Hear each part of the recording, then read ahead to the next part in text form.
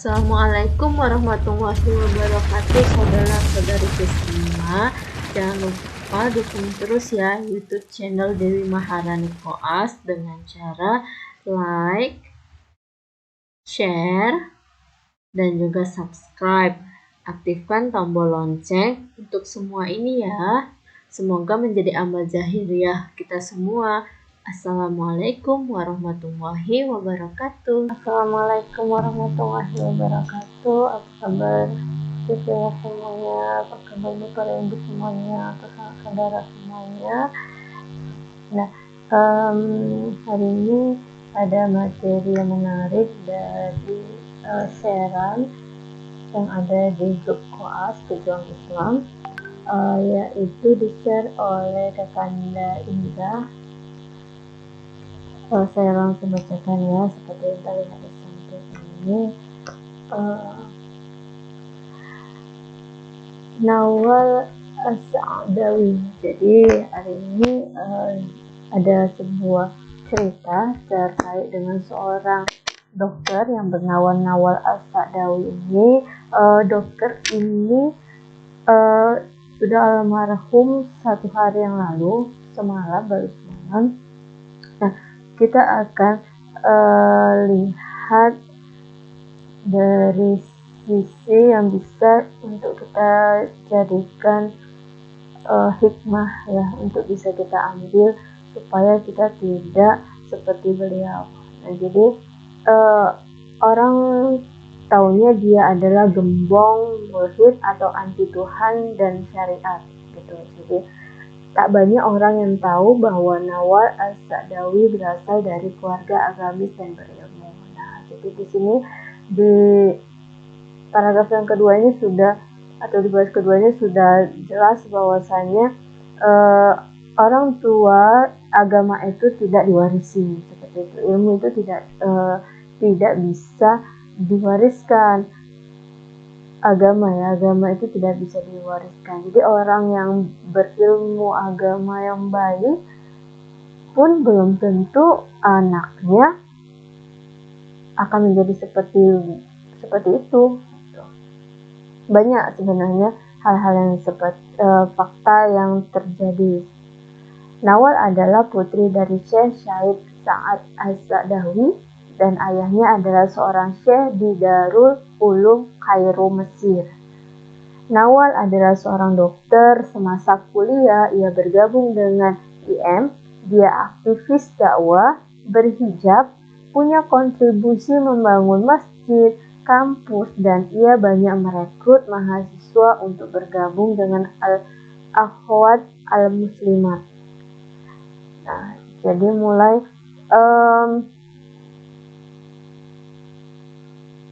ada upaya orang tua itu ya jelas, setiap orang tua itu pasti akan berupaya memberikan yang terbaik kepada anaknya. Hal yang terbaik itu pastinya adalah agama, karena agama adalah pondasi dasar di dalam kehidupan gitu kan.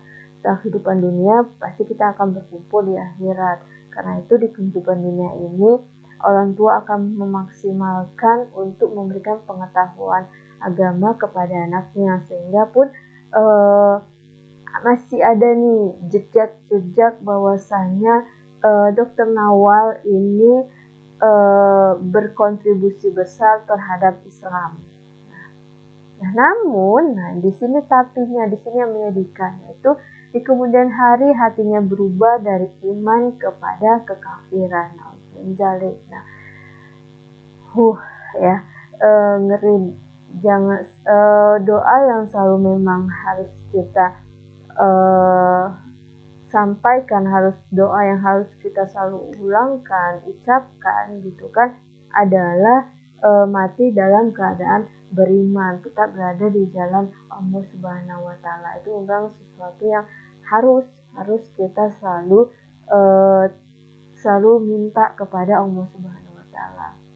Nah, selama puluhan tahun hidupnya digunakan untuk memerangi syariat Islam. Jadi setelah dia berubah, setelah hijrah, jadi dia totalnya itu adalah memerangi syariat Islam ataupun memerangi aturan Islam. Dia mempertanyakan kenapa Tuhan? Nah, mulai dari apa yang kenapa dia dianggap sebagai kafir? Nah, yang pertama itu adalah karena dia mulai mempertanyakan Tuhan. Nah, di sini digambarkan bahwasanya dia mempertanyakan kenapa Tuhan menggunakan kata ganti domir laki-laki ataupun muzakkar wa, dan bukan kata ganti perempuan mu'annas atau hiya. Nah, jadi Tuhan itu ya memang nggak mungkin bisa kita pertanyakan apakah dia perempuan atau dia laki-laki. Karena kalau kita mempertanyakan Tuhan itu perempuan atau laki, berarti sudut pandang kita terhadap Tuhan itu juga sangat dangkal.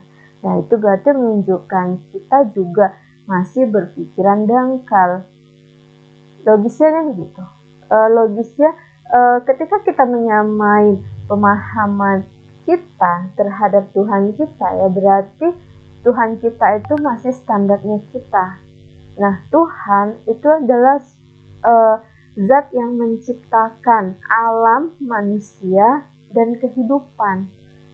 Manusia itu diciptakan Allah. Alam, hewan, dan segala halnya itu semuanya itu diciptakan oleh Allah Subhanahu wa Ta'ala. Dan jadi nggak mungkin kita bisa menyamakan pemikiran kita yang sedikit, logika kita yang kecil dengan Allah Subhanahu wa Ta'ala ataupun Tuhan semesta alam, seperti itu. Lalu dia juga membacakan ayat-ayat Al-Quran yang membahas tentang keluarga, rumah tangga, waris, dan sebagainya. Nah, itulah ketika manusia tadi hanya berdasarkan dalil akli, gitu kan, yaitu berdasarkan dalil akal, tapi menafikan dalil nakli. Gitu.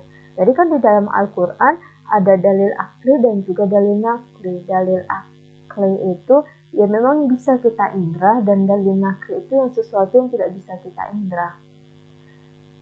Dan sederhananya, kalau semuanya bisa kita indra yang ada di dalam Al-Quran, penjelasan-penjelasan yang ada di dalam Al-Quran, maka kita sendiri ini kita itu manusia yang fitrahnya itu lemah, terbatas, dan serba kurang, nggak akan mungkin. Kalau misalnya kita melogikakan sesuatu yang diciptakan Allah, itu nggak akan semuanya bisa kita logikakan, kita masuk akalkan. Karena tadi dia sering mengejek dan menghina istri-istri Nabi SAW. Jadi saking fatalnya lah ini kekafirannya. Jadi saking buruknya lah ia terhadap Islam. Jadi saking pemikirannya itu udah sangat-sangat melenceng, pemikirannya itu udah sangat-sangat sesat.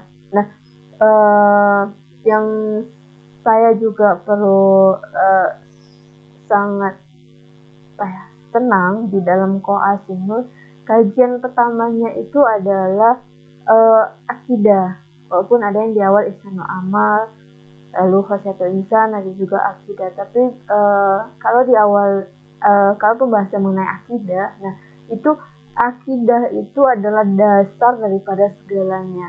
Untuk menancapkan akidah di dalam tubuh kita membutuhkan 3 komponen yang besar untuk bisa menjawab segala pertanyaan, segala kehidupan. Jadi akidah lah yang pertama kali menjadi pembahasan, dan akidah ini nggak boleh melenceng. Akidah itulah harus tertanam. Untuk mendapatkan akidah, disitulah dengan cara berpikir secara rasional. Islam itu sangat menganjurkan kita untuk berpikir dengan akal sehat kita, berpikir dengan seluruh panca indera kita, berpikir dengan segala informasi yang sudah diberikan. Tapi tidak semua hal itu bisa kita logiskan, bisa kita rasionalkan. Nah, tapi dasarnya tadi bisa kita rasionalkan. Dengan landasan rasional kita, dengan kita bisa logikakan, nah lalu cabang-cabangnya tadi tinggal mengikut saja. Contoh sederhananya, Ini saya sedang merekam dengan laptop, kan? Lalu apakah saya tidak mempercayai adanya pabrik laptop? Nah, jelas saya sangat mempercayai adanya pabrik laptop tanpa saya harus melihat pabrik laptop.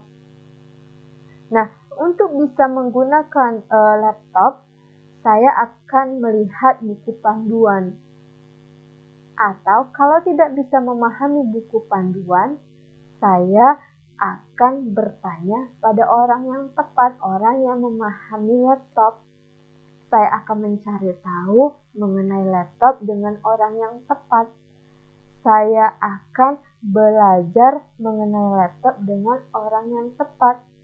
Nah, jadi saya nggak mesti mempercayai laptop walaupun saya nggak ke pabrik laptop. Dan saya yakin laptop ini nggak ada begitu saja. Laptop ini ada karena ada pabriknya. Laptop ini ada karena ada penciptanya.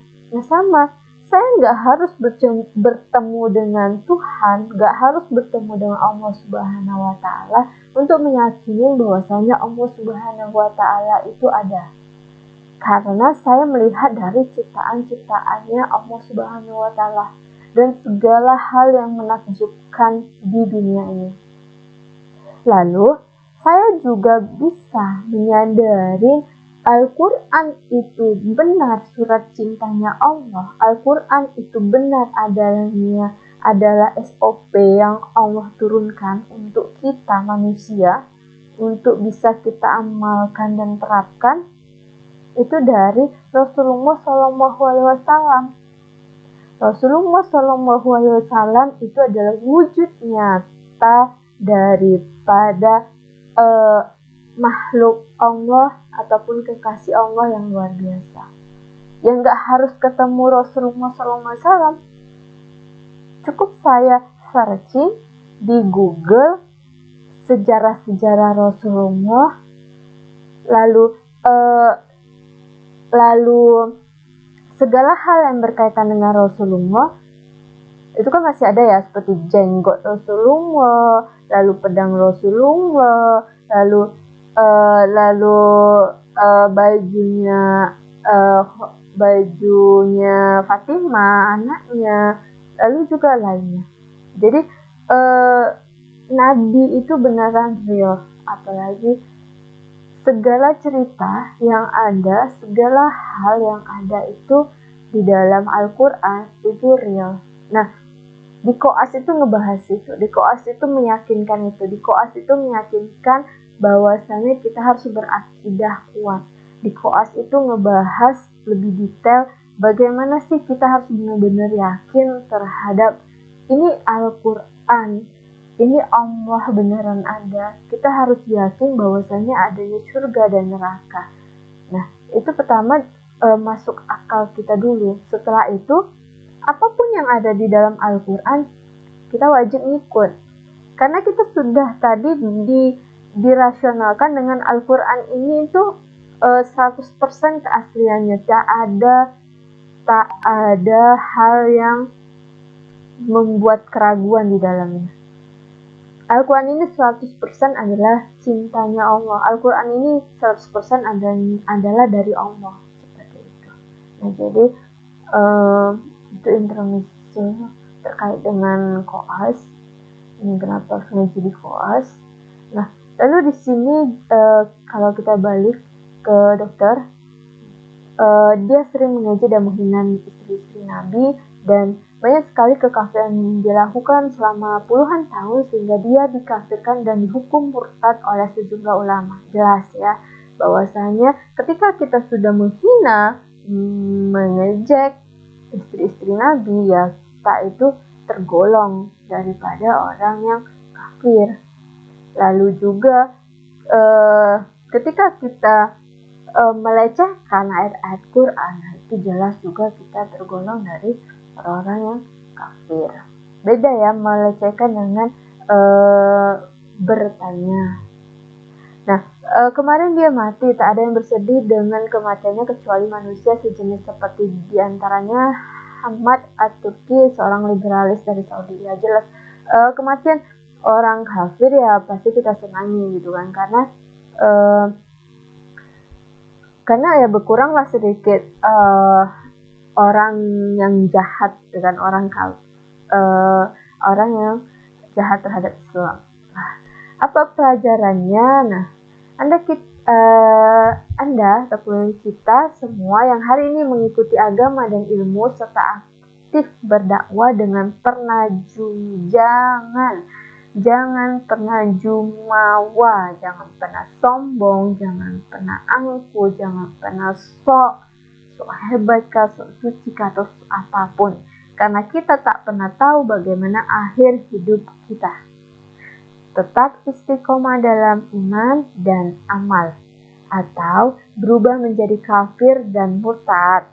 Nah, jadi kita harus tetap istiqomah, karena kalau kita tidak istiqomah, maka iman kita ini berangsur-angsur akan direnggus oleh zaman, oleh waktu, oleh setan. Maka jangan lupa minta hidayah setiap waktu. Setiap sholat kita minta sama Allah agar selalu diberikan keteguhan hati di atas agama dan iman.